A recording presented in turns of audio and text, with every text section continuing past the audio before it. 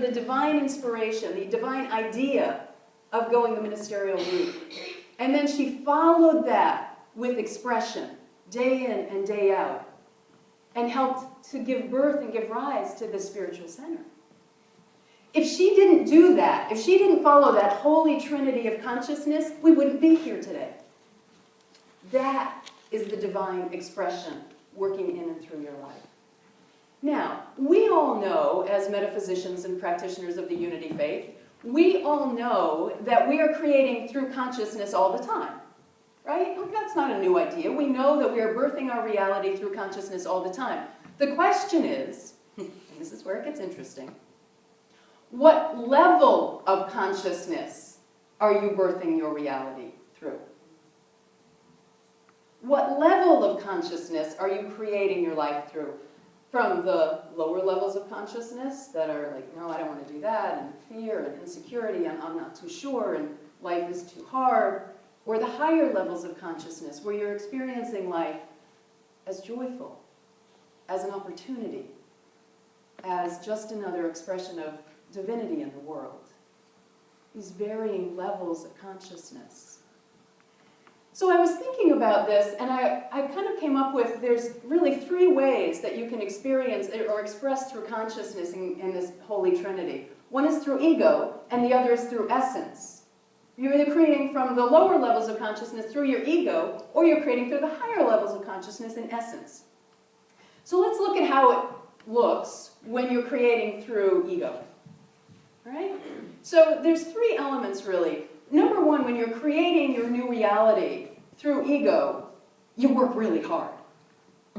You just work really hard because you've got this sense of like, there's this goal and I'm going to make it happen, and if it's going to be, it's up to me. Right? So it's everything that's occurring is occurring by me, and I've got a goal and I've got a vision, and I'm going to put my head down, I'm going to work really hard, and I'm going to make this happen.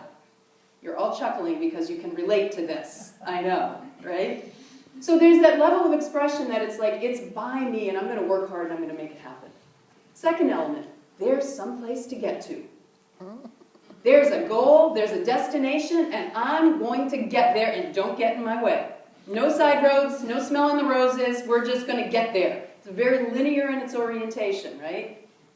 A little bit reminds me of me when I'm driving to my summer home in upstate New York. 6.5 hours from here. And, you know, I got a place to get to. I get in the car, I'm going to drive, and I'm going to get there, right? Because if I play my cards just right, and I pull off and I get gas really fast, I might make it in 6 hours and 15 minutes. I got a place to get to. And then there's my spouse. She gets in the car. She wants to pull off. I call, you know, on Mass Pike, those rest areas, I call them gas stations. You get gas. No. Let's have a meal. Let's rest. Let's take some time with all of this. I got some place to get to. What do you mean? She once stopped at one of those things when I wasn't with her, met a friend for dinner, and stayed 2 hours. What is she thinking? Right? There's some place to get to. Third element, when you are creating your reality through ego, and it's this: you suffer. You suffer. Why? Because you can never stop. There's no way that you can relax. It's never off. You've got this place to get to, and you got to work hard, and it's going to be by me, so you really suffer. Right? Many of you relate to that? Yeah, about half of you could have come up here and taught that part of the service today, right? Yeah, you could have written that piece. So then there's this other way you can create your reality, and that's through essence. That's really what we teach here in Unity. So let's look at what that looks like. When you're creating your reality through essence, pausing for what matters, thinking about your life, and creating a new reality through the higher levels of consciousness. First of all, you recognize that where you're going can occur through me instead of by me. That in fact, the best thing you could probably do is get out of your mind and let spirit be birthed through you. That the more you can put your ego aside and move forward with your spiritual guidance, faith, the easier your journey will be. Secondly, there is no destination. It's just a journey. There's no reason to hurry up and build the house because you recognize when you're in essence that you have to spend the rest of your life creating a home. There's no need to hurry up and have the family and give birth to those children because for the rest of your life, you'll be creating a family. So when you're creating your new reality from essence, you really recognize that there's no place to get to because your spirit is always home. There's no destination. And the third piece of creating a new reality through your essence is that it's very, very peaceful. There's not this sense of struggle and stress and it's hard, There's just this peacefulness, recognizing that at each step of the way, what you are doing is simply being your God self on earth. And the more that you bring that forth, the easier your life becomes. So we all go through these different processes and have these different experiences. I'll bet you're wondering how I know that so well. Maybe you're not, but let me tell you. So for the last 20-ish or so years, so my whole career, I was a clinical social worker, I was in private practice, and I also had a small individual coaching practice. And somewhere around 2008, I had that metaphysical trinity occurring in me, where I connected with divine mind, I got divine ideas, and then God said, are you going to express this in the world? And I got that metaphysical itch to change my career. Now look, I was in no hurry to change my career. I had a really nice, cushy practice. I worked in the deaf community, so it was really exciting and varying work, and I really liked it. I loved the coaching work that I did. So I'm making a decent living, and I'm well-respected doing work that I enjoy, and God says, go do something else. What? So I'm like, all right, God, all right, so give me a plan. I want a plan. And what do I get? Teach what you know. That's not a plan. Teach what? To who? I don't know what that means. Right? Teach what you know. I don't know what that means. So what did I do in, my highest essence? Resist. Resist, right? So what happens when you resist the call of God?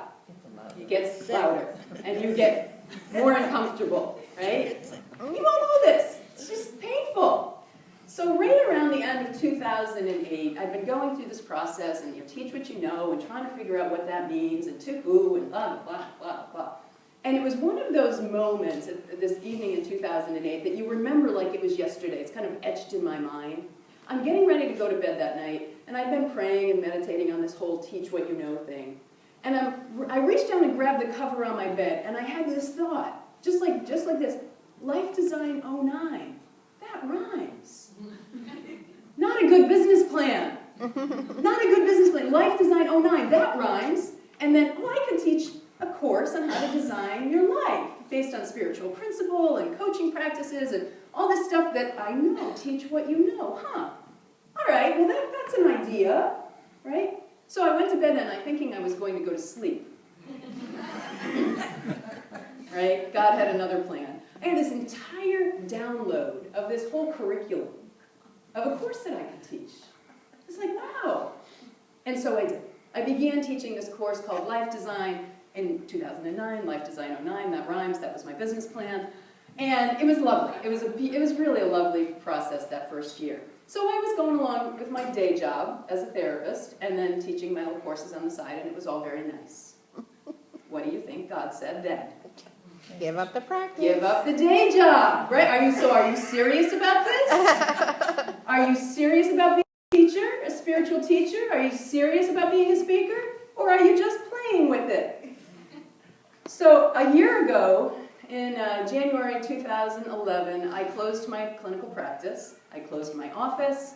I stopped taking insurances, resigned from the HMO panels. Fundamentally, I cut off my income stream. And I said, yes, God. I heard I connected with divine mind, heard the divine idea, and put it into expression. Well, what do you think happened after I cut off my income stream? Yeah, I became egomaniacal. I was an egomaniac. How am I going to support my family? I'm being so public. What are people going to think about me? What if I don't make it? I don't know. I don't know if I can do this or not. Everybody's looking at me. I was a raving